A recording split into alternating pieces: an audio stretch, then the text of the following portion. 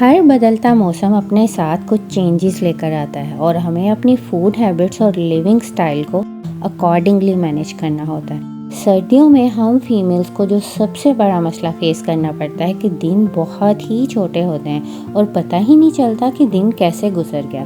तो आज के इस व्लॉग में मैं आपके साथ शेयर करूंगी कुछ अमेजिंग होम मेकिंग टिप्स और साथ ही साथ आपके साथ विंटर स्पेशल रेसिपीज़ भी शेयर करूंगी। अस्सलाम वालेकुम, कैसे हैं आप सब। उम्मीद है आप सब खैरियत से होंगे। तो आज बहुत अरसे के बाद मैं आपके साथ दोबारा से अपना व्लॉग शेयर करने जा रही हूँ। रीज़न क्या थी कि मैंने इतने अरसे अपना व्लॉग अपलोड नहीं किया, तो ये reason at the end of this vlog मैं डेफिनेटली आपके साथ शेयर करूँगी। तो ये है जी रात का टाइम और मेरा बर्नर काफ़ी ज़्यादा ग्रीसी हो गया था। तो एटलीस्ट 2 वीक्स के बाद मैं इसको अच्छे से डीप क्लीन लाजमी करती हूँ। डेली बेसिस पे तो क्लीनिंग होती ही रहती है, लेकिन इसके जो सारे चूल्हे के पार्ट्स थे मैंने सिरके में डिश वॉशिंग लिक्विड और मीठा सोडा डाल के इसको गर्म पानी में भिगो के रख दिया था। ओवरनाइट ये भीगे रहेंगे ताकि सुबह मैं इनको अच्छे से क्लीन कर लूँ। उसके बाद मेरा जो मैं खुद से क्लीनर बनाती हूँ उसकी मदद से मैंने चूल्हा अच्छे से साफ़ कर लिया था। ये है जी नेक्स्ट मॉर्निंग और सुबह ही सुबह मेरी प्रेफरेंस होती है कि सबसे पहले मैं अपना बेडरूम सेट कर लूँ, क्योंकि मुझे लगता है कि उठने के बाद दोबारा से बिस्तर में बैठना ना सुस्ती पैदा करता है। और सर्दियों में दिन इतने छोटे होते हैं, इसलिए सुबह का वक्त सबसे कीमती होता है। सर्दियों में जो सबसे ज़्यादा फैलावा होता है ना वो रज़ाइयों और कंफर्टर्स का होता है, तो इसलिए इनके लिए एक प्रॉपर प्लेस का होना बहुत ज़रूरी है जहाँ इनको ऑर्गेनाइज करके रखा जा सके और हमारा घर भी मैसी ना लगे। यूजुअली बिस्तर वगैरह हर घर में स्टोर में रखे जाते हैं। मेरे घर में स्टोर जो है वो ऊपर वाली मंजिल पर है, तो मेरे रूम के साथ एक ड्रेसिंग रूम है जहाँ मैंने इनकी एक प्रॉपर प्लेस रखी हुई है। इनको फोल्ड करके रख देती हूँ मैं ईजीली। रूम मेरा सेट हो चुका था। उसके बाद मैं आ गई थी जी किचन में। ये चूल्हे के जितने भी पार्ट्स थे जो मैंने रात को डिप करके रखे थे, इनको मैंने हल्का सा स्क्रब किया है। सारी मैल सारी ग्रीस इसमें अच्छे से निकल चुकी थी। अगर आप वक्तन फ़वक्तन इस तरह से अपने बर्नर्स को, चूल्हे के पार्ट्स को इस तरह से क्लीन करते रहते हैं तो मुझे नहीं लगता कि आपको साल में भी इस चूल्हे के सर्विस की ज़रूरत पड़ेगी। और ये पानी देखें कितना मैला इसमें से निकला है। इतनी ग्रीस और इतनी मैल कुचैल निकली है जो डेली बेसिस पे सफाई से नहीं होती। इसलिए एटलीस्ट 15 डेज़ में एक दफ़ा चूल्हे को अच्छे से इस तरह से क्लीन कर लेना चाहिए। तो यहाँ मैंने सारे चूल्हे के पार्ट्स को अच्छे से ड्राई करके सेट कर दिया था। मुझे लगता है कि अगर आप अपने घर में इस्तेमाल होने वाली चीज़ों की अच्छे से क्लीनिंग करते रहते हैं तो उस चीज़ की लाइफ बढ़ जाती है, वो चीज़ ज़्यादा अच्छे से वर्क करती है। तो यहाँ मेरे जी जो जितने भी जार्स थे वो मैंने दोबारा से रीफ़िल कर लिए थे। जब आप किचन में होते हैं तो छोटे छोटे बहुत सारे काम जो होते हैं आप साथ के साथ ही करते रहते हैं।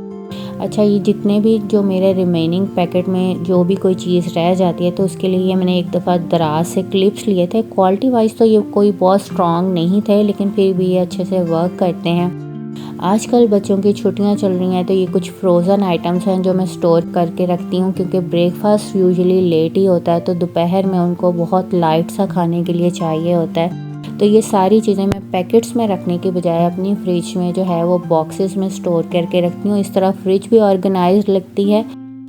ये है जी दोपहर का टाइम और जैसे ही मैंने सफाई कंप्लीट की उस टाइम प्लम्बर आ गया ये गीज़र फिट करने के लिए। हालांकि सुबह से उसको कॉल कर रहे थे और मुझे अफसोस हो रहा था कि मुझे अब दोबारा से ये साफ़ करना पड़ेगा। खैर ये फैलावा वगैरह फिर मैंने समेटा इसके बाद। उसके बाद मैं आ गई थी किचन में। यहाँ मैं बनाने लगी थी देसी मुर्ग की यखनी। अगर आपके बच्चों को चेस्ट इन्फेक्शन का मसला है तो ये यखनी उनके लिए बहुत ज़्यादा बेनिफिशियल होने वाली है। 3 जवे लहसुन के लिए, थोड़ी सी कच्ची हल्दी मैंने ली है और इसमें मैं हाफ़ प्याज मैंने लिया है। 500 ग्राम के करीब मैंने देसी मुर्ग लिया है। उसको ऑलिव ऑयल में थोड़ा सा मैं भून लूँगी अच्छी तरह ताकि स्मेल ना रहे। 2 से 3 लौंग डाली हैं, हल्दी और लहसुन, प्याज, हाफ़ टी स्पून मैंने सौंफ, दालचीनी, हाफ़ टी स्पून ही मैंने इसमें नमक डाला है और 4 से 5 दाने मैंने काली मिर्च के डाले। उसके बाद मैं इसको जो है पानी डाल के अच्छे से पकने के लिए रख दूँगी। अगर आपके पास टाइम बहुत कम है ना, तो ये जो चिकन की रेसिपी मैं आपके साथ शेयर करने जा रही हूँ तो आपके लिए बहुत ज़्यादा यूज़फुल होने वाली है, क्योंकि ये बहुत टेस्टी बनती है बग़ैर किसी मेहनत के। तो मैंने अदरक, लहसुन, प्याज, टमाटर और हरी मिर्चें ग्राइंड कर सिंपल चिकन में डाली हैं। नमक, हल्दी, धनिया पाउडर डाल के मैं इसको सिंपली पकने के लिए रख दूँगी। अच्छा, चिकन यहाँ पे मैंने 1.5 kg के करीब लिया था और अकॉर्डिंगली आप सारे स्पाइसेस इसमें डाल सकते हैं। सिंपली इसको मिक्स करके हम इसको ढक के पकने के लिए रख देंगे। इतनी मज़े की ये बनती है ना। इसके बाद मैंने 1 प्याली इसमें दही फेंट के डाला जब सारा जो उसका मटेरियल था वो ड्राई हो चुका था। इसको अच्छे से मिक्स करके हम इसको पकने देंगे। आप यहाँ पे नोटिस करेंगे इसमें मैंने कोई और एक्स्ट्रा स्पाइसेस नहीं डाले। जब दही का सारा पानी अच्छे से खुश्क हो जाएगा तो इसका जो की इंग्रेडिएंट है ना, जिससे असल टेस्ट आता है, तो फ्रेश मक्खन हम इसमें डालेंगे। मक्खन डाल के मैंने इसमें थोड़ी सी कसूरी मेथी डाली है, फ्रेश कुटी हुई काली मिर्च डाली है, जूलियन कटी हुई अदरक डालें। अगर आपके पास हरी मिर्चें और हरा धनिया भी हो तो डालें। मैंने वो एंड पे डाला था, उसकी क्लिप मुझसे मिस हो गई थी। ढक के इसको दम दे दें और ये मज़े की तैयार हो जाएगी। यहाँ पे ये मैं खाना पैक कर रही थी हॉस्पिटल के लिए, और इस खाने को पैक करते हुए मुझे बिल्कुल भी नहीं आइडिया था कि ये खाना मेरे अब्बू जी का लास्ट मील होगा। ये मैं अपने प्यारे अब्बू जी के लिए ये खाना पैक कर रही थी, और बहुत टफ़ है मेरे लिए इस वीडियो को एडिट करना और इसका वॉइस ओवर करना। बहुत इमोशनल फ़ील होता है। मेरे प्यारे अब्बू जी अभी इस दुनिया में नहीं रहे। ये मैं उनके लिए खाना पैक करवा के भेज रही थी। बहुत अरसा लगा मुझे अपने आप को संभालने में और अपने आप को ये यकीन दिलाने में कि एक बहुत प्यारा इंसान मेरी ज़िंदगी से जा चुका है, जिसको कोई रिप्लेस नहीं कर सकता। आप सब में से जो भी इस वीडियो को देख रहे हैं, प्लीज़ मेरे अब्बू जी के लिए बहुत ज़्यादा दुआ कीजिएगा। अल्लाह ताला उन्हें जन्नतुल फिरदौस में जगह दे। आज भी मैं जब उनके लिए दुआ करती हूँ तो मेरे मुंह से नहीं निकलता कि अल्लाह ताला उन्हें जन्नत में जगह दें। मैं फ़्लो में यही दुआ कर जाती हूँ, या अल्लाह उन्हें शिफ़ा दे। वो जहाँ भी हों वो बहुत खुश हों। उनको अपनी दुआओं में याद रखिएगा और अल्लाह ताला हमें उनके लिए सदका जारिया बनने की तौफीक दे।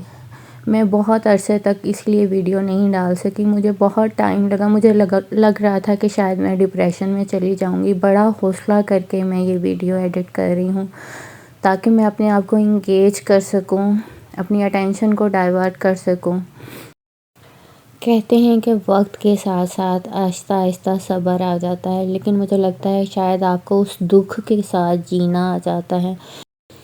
जाने वाला हमें एक रिमाइंडर दे जाता है कि वक्त हमारा भी आना है, और हर जाने वाले के बाद ज़िंदगी वैसे ही चलती रहती है। हर काम वैसे ही चलता रहता है। आपको सारी ड्यूटीज़ वैसी ही पूरी करनी पड़ती हैं, चाहे आप कितने ही सैड क्यों ना हो।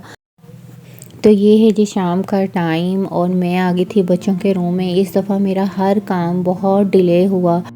बस ज़रूरत की चीज़ें जो चाहिए होती थी विंटर के अकॉर्डिंगली वो मैं निकालती जा रही थी। कोई भी चीज़ मैंने दोबारा से ऑर्गेनाइज़ करके नहीं रखी थी। तो आज बड़ी हिम्मत करके मैं बच्चों के रूम में आई और फोल्डिंग बेड्स में से मैंने सारी विंटर बेडशीट्स निकाली, उसकी जगह समर बेडशीट्स रखी, ताकि मेरी जो वार्डरोब है जहाँ जिस खाने में मैंने विंटर बेडशीट्स रखनी है वहाँ पे जगह बन सके। सारी चीज़ें दोबारा से रीऑर्गेनाइज़ की, और इन सारी बेडशीट्स को अब मैं इस खाने में स्टोर कर दूँगी। जो मेरे वार्डरोब का निचला हिस्सा है, इसमें मैंने सारी बेडशीट्स जो डेली बेसिस पे यूज़ होती हैं यहाँ पे स्टोर करके रखी होती हैं। आई होप आपको आज का मेरा ये व्लॉग पसंद आया होगा। If yes then don't forget to like, share and subscribe. I will try to be consistent in my next vlogs. Thank you so much. अल्लाह हाफिज़।